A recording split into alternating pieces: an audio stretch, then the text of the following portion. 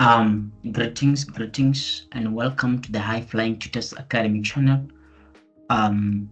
Here I'm going to show you on how to record different transactions that affect Sars in the company's question on general, right? So, number one, I'm going to show you how to record a transaction on the payment that is made to Sars for income tax, right? So if the transaction says you have made a payment to Sars for income tax, what you do, remember, don't forget the date. Maybe this time it can be August 1st. There you are making a payment to Sars, right? So when you make a payment to Sars or recording a transaction where you have made payment to Sars, you are just going to debit Sars. In brackets, you say income tax. And why are you debiting Sars? Remember, Sars is a liability, and whenever liabilities decreases, you debit. I mean to say, you debit Sars because Sars is a liability, and whenever liabilities decreases, you debit. All right, and then because you are making a payment to a liability, you are going to credit bank, because your bank is an asset and is decreasing, and whenever asset decreases, we credit, right? So this is how you record a transaction on a payment that is made to Sars. Very simple as that. And then let's go to the next transaction.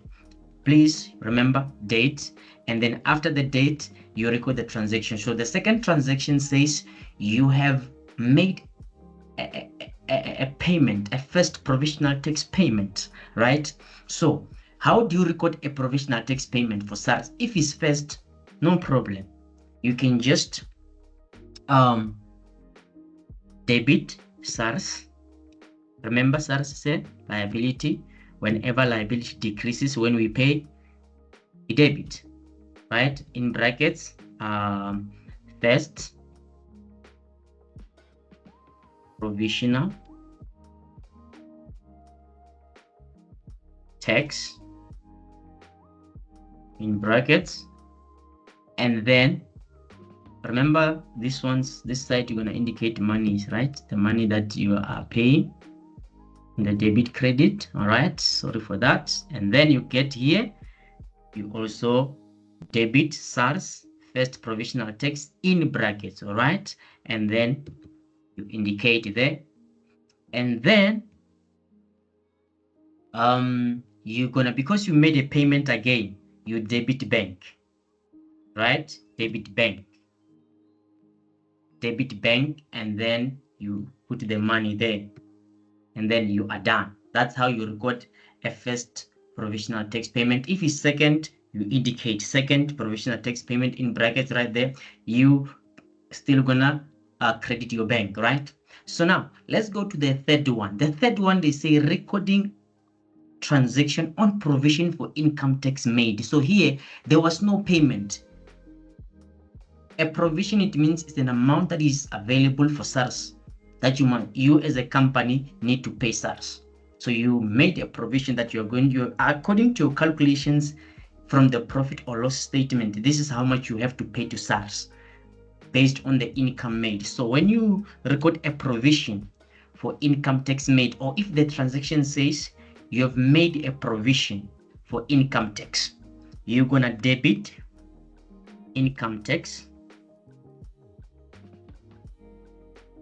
debit income tax expense,